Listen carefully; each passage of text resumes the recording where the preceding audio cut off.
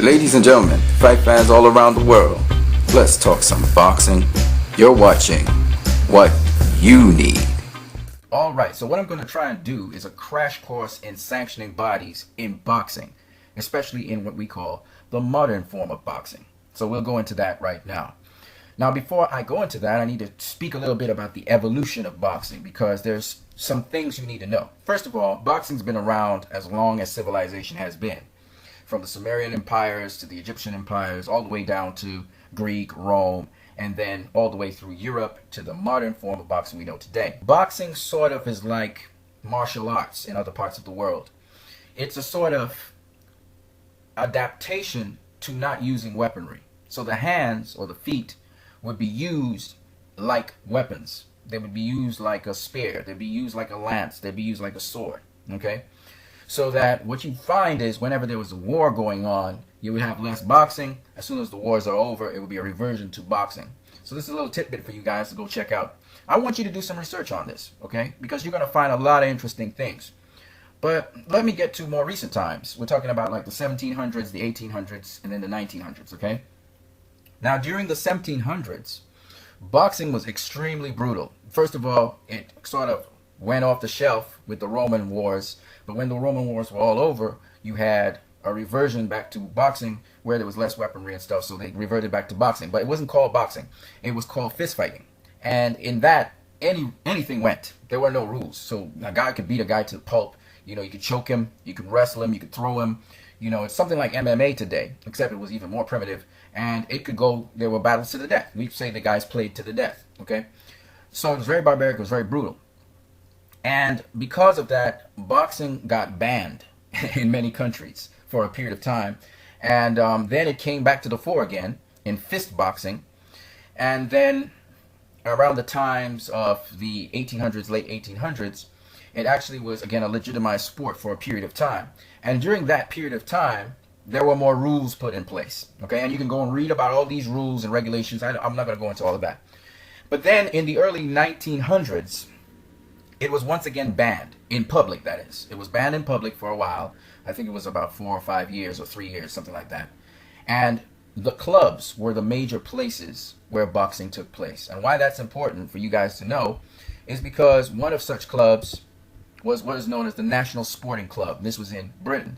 And it was the major club in London, which was responsible for the sport of boxing in Britain. And during the late 1800s to the 1900s, early 1900s, they had a lot of fights there, but there was a lot more rules and regulations. Like there was no holding, biting, head-butting. These things were actually legitimate before in boxing, okay? You could butt a guy, you could knock him down, you could hit him with your forearm, you could hit him with you knee him, you could throw him, you could wrestle him to the ground, you could choke him, okay? This was part of fist fighting. This was part of fist fighting early on. But later on, it moved away from what we call mixed martial arts today, sort of like, and it moved more into literally pugilism, more using the fist. So it was more structured. There was a start time, there was a finish time, there was a certain amount of people that would be allowed there. There was supposed to be silence. There was supposed to be no talking during rounds. So this is a little bit different to today, okay? What's so important about the NSC, also known as the National Sporting Club? Well, it gave rise to the British Boxing Board of Control. In fact, some of the members from the NSC had seats in the British Boxing Board of Control, and that was formed in 1929. The club and the board offered belts or titles, and they were able to sanction fights. And they were one of 4 major sanctioning bodies in the world which gave world titles. So yes, contrary to popular opinion, there were just as many world recognized sanctioning bodies back in the 1920s and post 1920 as there are today. I'm talking about the major sanctioning bodies. We have 4 today, and there were 4 back then. People don't know this, right? When you see a world title, that world title could be any one of 4 major sanctioning bodies, and the British Boxing Board of Control was one of them. Back in 1929, it was actually a world recognized body, but now it's more of a regional body, and it's basically deals with British fighters. The Walker Law was the law that repealed the Frawley Law. The Frawley Law put a ban on boxing in 1917, somewhere there, about 3 years before the Walker Law came and repealed it, allowing boxing to be legitimized. You have to understand, boxing was so violent. In fact, let me just read it. The law institutes rules that better ensure the safety of combatants and reduces the roughness of the sport. The law limited matches to 15 rounds, required a physician in attendance, restricted certain aggressive acts such as headbutting, and created a regulatory commission, the New York State Athletic Commission.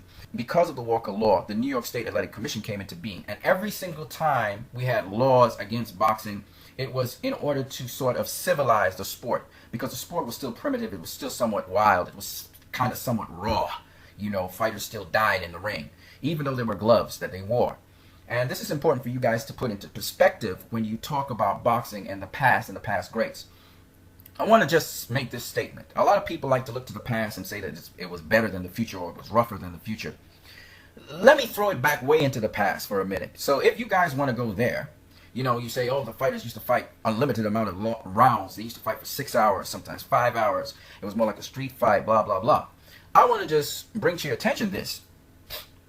If you go even further back, guys fought to the death, or guys fought until a guy couldn't move anymore. So if that's the kind of boxing you like, maybe you need to go and look at MMA, okay? Because that kind of fighting involved gorging the eyes, it involved chokeholds, it involved submissions, it involved hitting below the belt. It didn't matter. Guys, they were skilled, but they fought till somebody couldn't move anymore. And they had ground action, just like MMA. You beat a guy up, but there was no referee counting. There was no doctor. You know, you beat up the guy, even if he's not moving anymore, you can continue to beat him up. And if he dies, so be it. It was a fight to the death anyway. So if that's the kind of thing you like, you're saying the guys were tougher back then, you see, that's the argument that you guys like to make, then let me just tell you something. I would say times were primitive back then, but I wouldn't say the guys were tougher back then, okay? Because they're making more and more laws to make sure that boxing is safer and safer now, even though there are rules and regulations now, and guys still get killed. But back then, the sport was so primitive and brutal that there was nothing regulating anything. You see what I'm saying? And as time progressed, the sport evolved, and you had more regulatory systems put in place to ensure that the sport would be more civilized. That was the whole point behind it. You know, because everybody's bloodthirsty. Everybody likes to see a fight. They like to see people fight. A street fight, whatever. People like that. But it's also very disruptive because generally the people who like that, they are mob-like. They themselves are thirsty for blood. More fights break out. If you ever look at the early history of boxing, there's a lot of fights in it. It's just not. It's not as as how it is today. Trust me. If the crowd didn't like the decision, you know, police could be there or not, they would just storm into the ring and start beating up fighters or beating up people, or they would turn on one another and beat up each other. It was anything goes back then. That's why I said it was primitive times. And referees would stop a fight and pronounce a guy a winner. If the crowd didn't like that, they jump in the ring and beat the referee. You know what I mean? Or if the referee, you know, it was just kind of ad hoc and chaotic. And so now boxing has more of a structure than it used to have. That there were different laws along the way to start to regulate the sport of boxing. And one of them was the Walker Law. Okay? Now, because of the Walker Law, we had what is known as the New York State Athletic Commission. Now, you have to understand there was another commission out there. There was another regulatory body before the New York State Athletic Commission, the International Boxing Union. Now, the IBU, as it was known, was formed in 1911 in Paris. And it actually gained legitimacy in the world through the New York State Athletic Commission, who had given them a mandate to basically act on behalf of American boxing authorities. Around 1920 that happened. Now, why that's important is because the IBU was another boxing body, like the BBC, that offered a world title. It was world recognized. And that was strengthened by the New York State Athletic Commission that backed them. You have to understand that the IBU continued onwards, but the IBU became what was known as the EBU. So the EBU today, which is a regional recognized body that offers regional titles in Europe, the EBU came out of the IBU. But the EBU was recognized for world title fights. It was known as the IBU back then in the 1920s. Okay? And then in World War II, the Nazis took it over. And because of that, its name was changed. Okay? But after the regime was overthrown, the IBU a little later on became known as the EBU.